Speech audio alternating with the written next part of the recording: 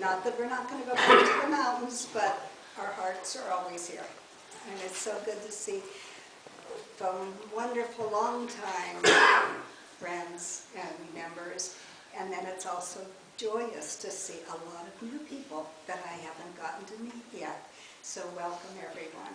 And thank you, gentlemen, for that wonderful music. It just lifts everything, doesn't it? I want to thank all of you for being here on time. With the time change, I fully expected a few people to be here. And I just think it's great that you all changed your clocks and you remembered to be here. I don't know about you, but I sometimes take about a week to adjust to the time change. I try to do everything they suggest. It still takes me a while to get going. And then our poor pets, you know, they don't understand why, hey, I'm growling here. You know, I need some food. At any rate, after a time change, I woke up this morning thinking about the Seven Dwarfs. I don't know why, but as I sat and thought about it, I thought, well, that's pretty appropriate, in my opinion, for this particular time change, jumping that hour ahead. Some people are probably sleepy. I know I am. Some people, because they're sleepy, may be grumpy. Some people just may be sleepy and dopey. Some people, because of all this wonderful golden yellow pollen in the air, may be very sneezy. And then there are those people who can be year-round bashful. And that's not a bad attribute at all. It's a very sweet one. Of course, I will say my parents were stunned when I started pursuing the ministry, because I know you won't believe this if you know me well. I was a mouse in school. I just was. I know, probably I could use a little regression to that. Now. But happy is so important, and I'll be talking about that briefly in a bit. And then Doc. Doc was the common sense. Okay, come on, you know, somebody's got to organize this group. And it just makes me aware some people are somewhere in that grouping and choose to stay there all the time. And others will kind of bounce around depending on circumstances affecting them, circumstances around them. I don't call my spirit guides Doc, but you know, if you stay in touch, they will help us stay grounded. I loved the song you chose. It's so true. Spirit is always with us, whether we acknowledge it, whether we have experienced it in more earthly ways. Spirit is always with us. I know a Christian religion has the thing about the footprints in the sand, and someone saying, why was I all alone? And one of the master teachers in our history said, you weren't alone, I was carrying you. And how often have we, in hindsight, seen that that did get us through a very difficult time. Now, whether we believe in one person, or rather we believe in many persons, we have our spirit guides from the higher realms. We have our guardian angels right here on earth. What would we do without friends? Sometimes family can be phenomenal. Sometimes not so much. And that's where we start choosing friends that are as close as family, sometimes closer. Today's world is just spinning almost faster than I can hang on. It's like one of those rides, little kids sometimes, this circular thing, and everybody grabs a pole, runs like heck, and then you jump on. If you're lucky, you get on. If not, you may be under or caught in the splinters or something. It takes teamwork to get that thing going. It takes work to get that thing going. And life is like that. You know, no man is an island. We need people around us, and goodness knows we need those in the world of spirit. Things have been very chaotic since Ron and I got here, this trip. There's been a lot of serious family issues, different generations. And of course, meantime, we definitely want to be here at church, and we're squeezing in time with those friends who are like family. We have a lot coming up. With next weekend, you'll be hearing about all of those adventures and opportunities. It's been a little crazy, and it's been hard to kind of breathe. And last night, because we were trying to get to bed earlier than usual, and my brain just wasn't ready for that yet, I was just laying there, enjoying the peace and quiet, and opened my eyes. There was ectoplasm swirling in our camper. Now, we always say trust but verify. So I thought, okay, I could see this light swirling. First thing to check, are all the blinds drawn, you know, because we have pretty much total darkness. Yep, everything was drawn. There were no shadows from some of the trees that are not really, really close, but, you know, I was looking. I thought, well, there's been fires in the area. Breathing deep, no smoky smell, thank goodness. And it just swirled.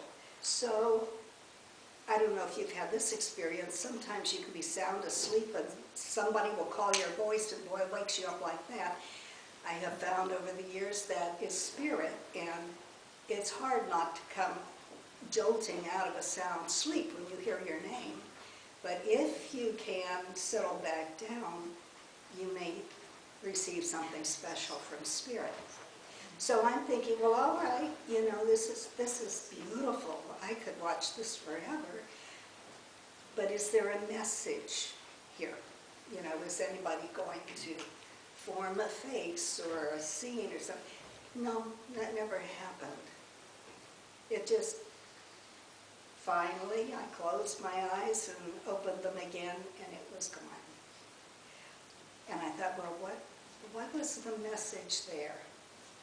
And sometimes I swear my guide wants up, you know, to let you know we're here. Just to let you know we're here. So we do want to trust and verify. But when you see a glimpse of someone out of the corner of your eye, or you're doing something totally unrelated, you're not thinking about spirit, and you get a whiff of someone's perfume, or a cigar, or a pipe. See, we don't have to try so hard to connect with spirit.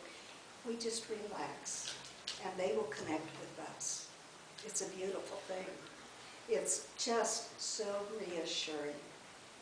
It not only proves that life continues, but it proves that they're still loving us. They're still thinking of us, just as we still love them and think of them. But you know, sometimes people say, I don't see anything. I don't hear anything in classes. And then you say, well, you know, what was your meditation like? And they proceed to go on with the colors and the locations, but they didn't receive anything. We have to allow. It's like anything wonderful in life. You can't force it. You allow. And that's the blessing of it. That's the blessing of it. When I was a little girl, clearly I saw all the Disney movies way back in the day. And the princesses. Oh, I don't know any little girls that don't like princesses. I kind of favored Snow White, and that may have been my mother's influence because all the other princesses at that time were blondes. And I think she wanted me to have something to hold on to, you know. But if you ever saw any of the old Disney animated movies, they had all this help. They had chipmunks and bluebirds and little mice and deer and sometimes even a little skunk. It was just magical. And these little birds flew around with beautiful ribbons, and the little chipmunks would use their tails to sweep the floors, and I'm still waiting for that.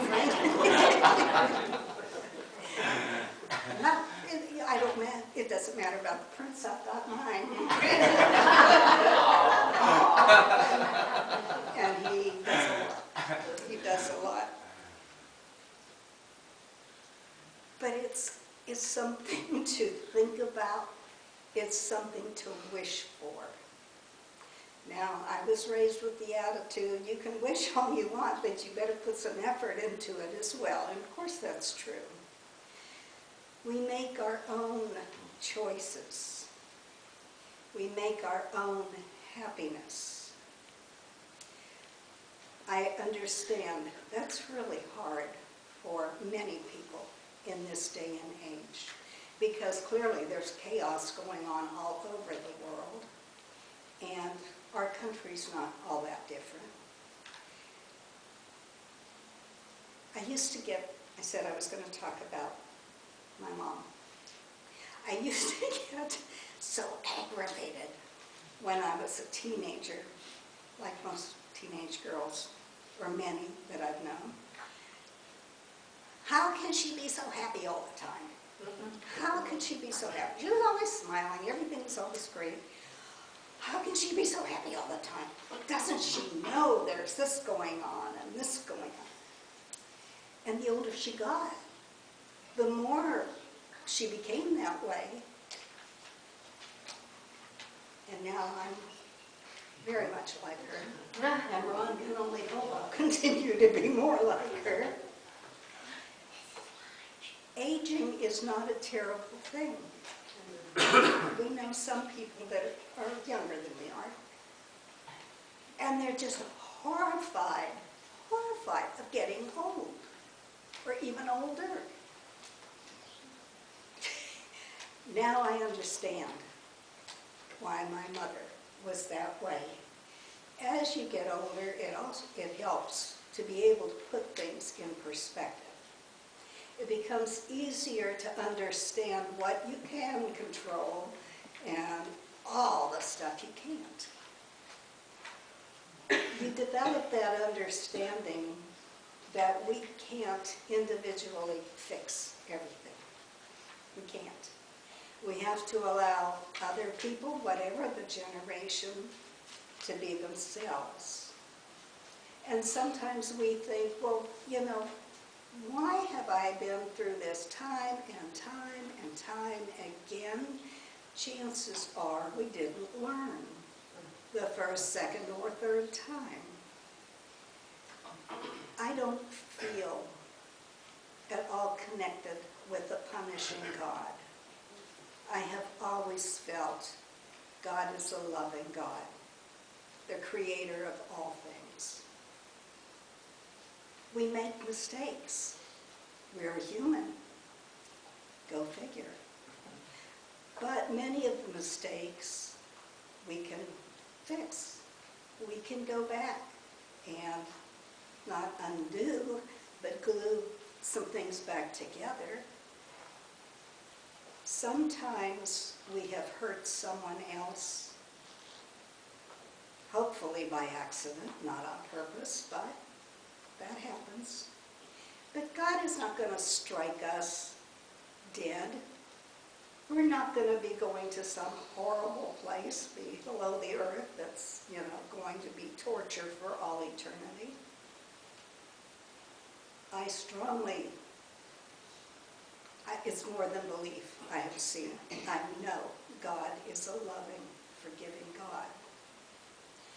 Now, does that mean, then I can just keep on being my bratty self? No, it does not. It means we need to recognize our mistakes and then do what we can to make amends. Sometimes if it involves someone else, a lot of it depends on if they are willing to listen and forgive. Sometimes people just can't, and that's okay too. As long as in our heart we regret those actions and do what we can, if not with that particular person, but to learn from it so we don't make that mistake with someone else. It's a wonderful thing. Oh, I forgot, the princesses also had fairy godmothers. Maybe they helped a lot. I don't think I've ever had one. People need to think about what am I going through? Am I happy? Do I feel good about myself? Am I in a pretty good place in life? Is there anything that could make it better? Well, some people nowadays, especially, their first thought is, yeah, money. Win the lottery, get wonderful money. And yet we know realistically, I don't care how much money someone has. First of all, chances are they've earned it. And the second thing is they do a lot of good with it. Who else can afford to own factories that put so many people to work, that pay their insurance, their workers' comp?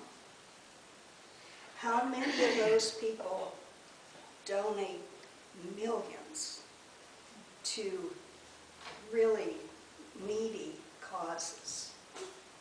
And they don't talk about it. They don't talk about it, they just do it. They just do it. Some very wealthy people have created inventions that have put countless people to work over the years. Some wealthy people do what they can to start new schools or support those that have been around for 100 years. And often we'll read in the news, some fabulously wealthy person will lose a child. All the money in the world could not save that child. So money isn't everything. I understand it does make our lives easier in many ways, but that's not necessarily the answer. So when you go within yourself, think about it and meditate on it. What do you do to help others, no matter what your age or circumstances? And what brings you joy? What brings you joy? Ron and I feed birds. He built a huge bird feeder. 6 sides? 5. 5 sides. And it's wonderful to sit out on the porch swat the gnats sometimes, maybe putting together a jigsaw puzzle, but watching the birds. And it's just so wonderful. We have little tiny finches. We have big birds like crows. We have good-sized doves walking around on the ground, taking whatever the squirrels have thrown out. We have cardinals and blue jays, red-winged blackbirds, blue birds. It's just countless. And sometimes something new will show up and we run to the bird book to see, oh, what's this? They don't fight. And I think that is the most astounding thing ever. All these different species. Some birds are known for being pretty aggressive. Not at our feeder. Not at our feeder. To see them being okay, waiting their turn, or finding another place to squeeze in. Why can't people do that? Why can't people get along? Now, looking at all the faces here, I'm quite sure you do. But take every opportunity to be particularly kind to someone you don't know. And we see this a lot in the mountains with the local people, you know. You don't have to know who they are. They'll say good morning, or you can say good morning, and you can end up with a 5-minute conversation. I understand things are certainly at a faster pace down here, and people probably are not quite that friendly. But we're in the habit of saying, hello. Up there, they'll say hello back. And you get to know them. And now, because it's such a small town, we have gotten to know a lot of people. The pace is different. Ron's, one of his nieces and her husband visited us last year, and they said, wow, this is so different. It's so calm, and of course, nature's beauty everywhere. And we said, and they said, the people are so nice. You go in a store and they're so nice. And we said, if anybody honks their horn, if they're behind you and they honk their horn, it's because they're a tourist. You wait, check the license plate, they're a tourist. And it's true, it is so true. So we do love being up there, but again, our joy also is being able to come back here. Think about what could make you happier. Think about trying it. Don't be afraid to say hello to people. Don't be afraid to volunteer at any interest you may have. If you think you don't have the time or the money or the energy, you wait.